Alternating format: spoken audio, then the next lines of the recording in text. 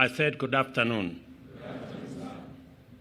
I am delighted to join you today on this first graduation ceremony of the National Defense University, Kenya. This is a highly remarkable milestone for the entire community gathered here, for our nation, and for our regions across our borders and beyond. It has taken tremendous effort and commitment on the part of family, students, faculty, university management, and council, as well as the Kenya Defense Forces and our entire education sectors, including government sponsors of studies and responsible organizations. To that extent, therefore, this is an important occasion of great pride and tremendous sense of accomplishment for all gathered here to celebrate this great success. This accomplishment is a manifestation of the values and principles of the National Defense University, and principally of the fact that they share in the belief that sound education, quality training, and robust skill development are the pillars of a strong and secure nation. This understanding applies to every sector. For a long time, the popular image of security or defense was a sector that was not only deficient in education, but had no time for ideas and certainly averse to higher education. Today, the National Defense University Kenya has not only proven such a profile inaccurate, it is also demonstrating that our national defense sector are leaders in scholarship, research, training, and innovation. In order for our defense forces to effectively discharge their constitutional mandate of defending our nation, contributing to regional and global peace and security, and guarantee sustainable development, our warriors must always be the best thinkers and philosophers in their fields of academic interest. The national, regional, and international defense landscape over time has evolved significantly and is now properly understood to be firmly intertwined with every other dimension of sustainable development. This understanding then demands a strong command of relevant knowledge and analytical skills and a consistent capacity to continuously define, refine, and redefine our strategic vision to take into account and effectively engage with the emergence of novel, complex, dynamic, and disruptive developments in the operating environment on a constant basis. Further, the definition and understanding of security has expanded far beyond its traditional scope to encompass greater understanding of the citizen needs, citizen interests, and environment. This paradigm, therefore, recognizes the well-being and safety of people, which is the essential obligation of all states, extend beyond the defense of territorial borders and the protection from violence, and embrace the protection of basic freedoms and fundamental rights in order to make sure that no threat infringes their dignity and well-being. We are therefore called upon to understand proactive interventions in furtherance of a stronger and broader conception of defense and security, which entails the facilitation of the people's rights to food and nutrition, health care, water, education and shelter, as well as general social and economic security. We know that extreme poverty and stark inequality creates fertile grounds for the recruitment of embittered and frustrated young people into various forms of lawlessness and that poor access to education keeps people engaged in outdated and repugnant practices that amount to serious crime. In the same vein, ill health and malnutrition destroy people's productivity and diminish their earnings, continuing their descent into poverty and vulnerability to exploitation and crime. Addressing economic disparities, therefore, addressing environmental threats, human health, are all direct and indirect endeavors to enhance security in its totality. Thus, it is true that the bottom-up economic transformation agenda is about initiating and driving rapid economic change, and also about the radical enhancement of human security from a holistic, sustainable standpoint. In any event, the security challenges of our time have evolved significantly from traditional threats to cybersecurity challenges and space-based conflict scenarios, from the multiple security-related adverse impacts of climate change and environmental degradation to pandemics and biological weapons, and from subversive forms of negative economic competition to threats inherent in unsustainable economic disparities.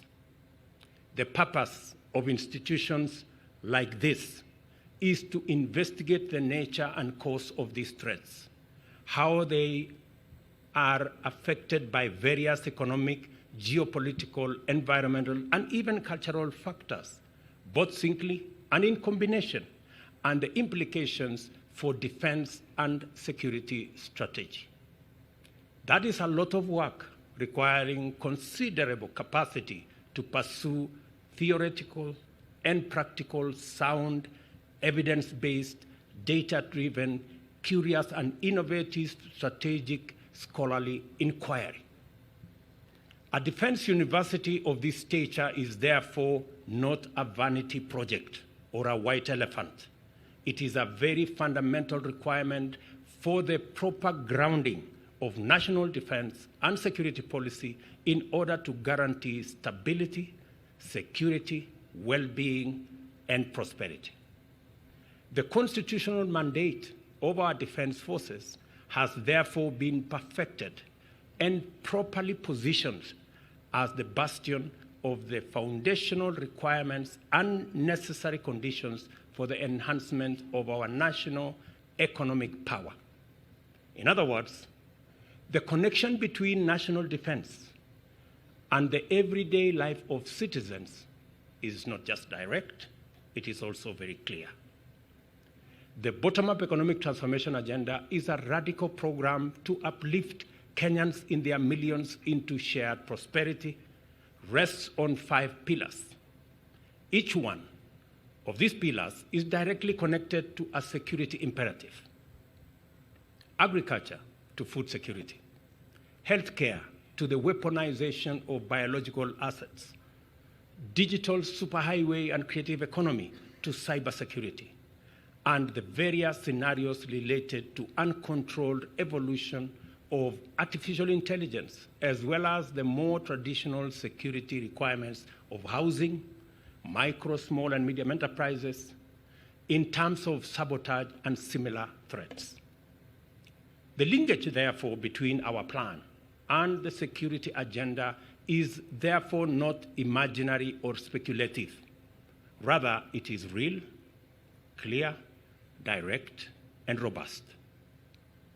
The National Defense University Kenya is therefore well positioned to play a fundamental role in our national transformation by contributing to the development of a formidable critical mass of well-grounded personnel, strategists, leaders, and policymakers, as well as researchers, creators, and innovators who will imagine effective ways of thriving in a constantly transforming security and development paradigm. In particular, this institution provides us with an opportunity to deepen a national culture of addressing our challenges and solving problems with well-developed and sustainable homegrown solutions which align with the practical demands of our local context to deliver high-quality responses and interventions. This event eloquently testifies to the fact that the National Defense Kenya University has come of age and taken up its rightful position in the higher education and training, scholarship, and research ecosystem of our country by occupying a niche which reinforces the role of the defense sector as a public service good and enriches our development strategy by developing special dimensions of security and development. I recognize with tremendous delight the presence of our friends from various countries throughout the world among the graduates assembled here in person and virtually. And I trust that your experience at the National Defense University College has enhanced your professional capacity and commitment to make a contribution to a peaceful world. It is clear that the National Defense College Kenya is a world-class institution that has already earned the respect of important stakeholders in the national defense sectors throughout the world. This is the scope of the vision that you must continue to embrace: global, diverse, inclusive, innovative, dynamic, and committed to excellence and integrity. In consideration of the broad scope of the emerging security mandate and appreciating the complex and dynamic nature of contemporary security environment, I encourage the university to significantly increase its capacity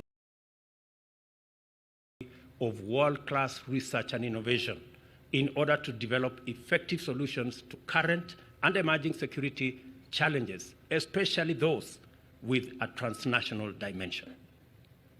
I have said on previous occasions that research and innovation are the cornerstones of progressive research because by this means we acquire the tools to tackle difficult problems, the means of taking informed decisions, and access the opportunity to turn the tide of development in our favor.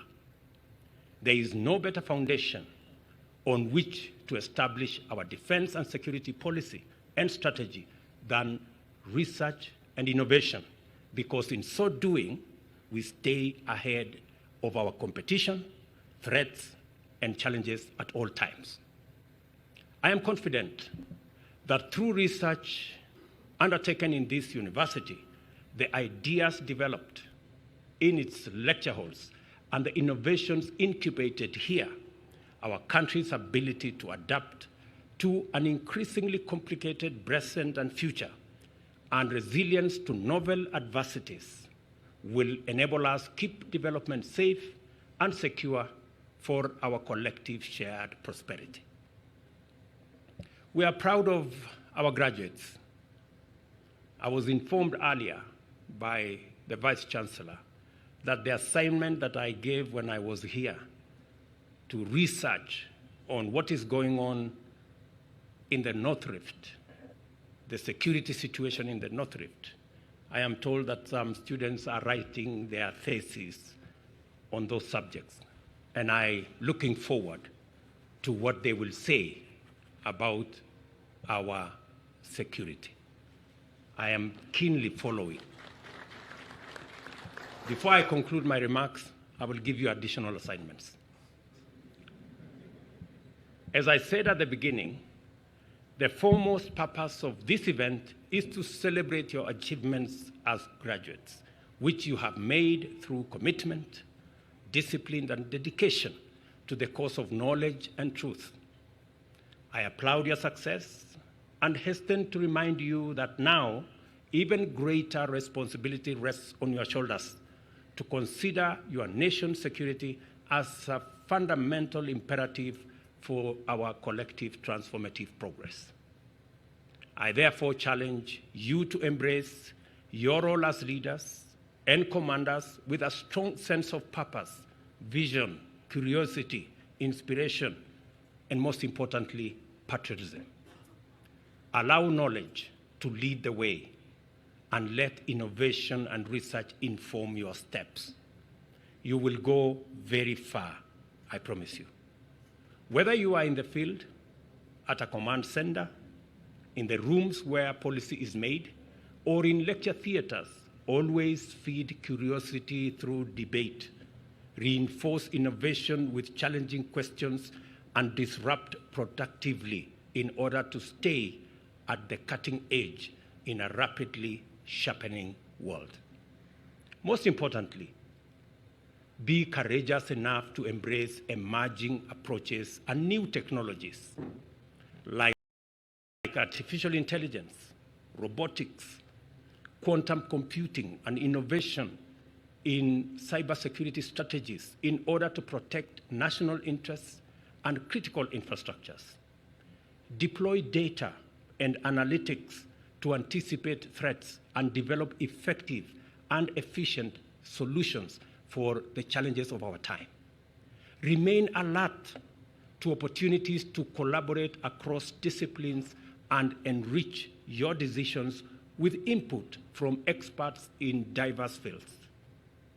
This is how you build and sustain capacity to prevail in the face of complex challenges. Always know that a good idea must give way to a better idea. Don't hold on to a good idea when there is a better idea. I also hope that you will treasure and grow friendships that have germinated in the course of your studies here. Our nations are friends, and these friendships are important for us today and tomorrow. Always do your part to promote the national interest and never hesitate to make your contribution to development. I wish you good luck, great success, God's blessings as you go forth to serve. To the university, I have two assignments for you. We still have serious threats of terrorism, radical extremism, radicalization that continuously put pressure on the security of regions and nations. Lamu is a case in point. Northern Kenya is a case in point. Mr. Vice Chancellor, I think these are areas. If we can get some students to do their thesis, either master's thesis or PhD thesis in these fields, it will help us inform our national strategy as we tackle these security challenges. Assignment number 2, we are rolling out a robust digital infrastructure, complete with technology across Kenya. Every ward will have an ICT hub. 1,450 wards are across Kenya. We are rolling out huge digital infrastructure. 13,000 government services are already online. By the end of this year, every government service will be online. Cybersecurity will be a central requirement for us to efficiently and effectively use technology as an enabler for the delivery of government services, enabler of commerce, and to drive our creative economy and the whole space around artificial intelligence and new technologies going into the future. Students out of this great university need to dig deep into finding ahead of time the challenges that can come our way and begin to design how we will tackle these challenges. I say this because we are spending a lot of resources in the development of our human capital through education.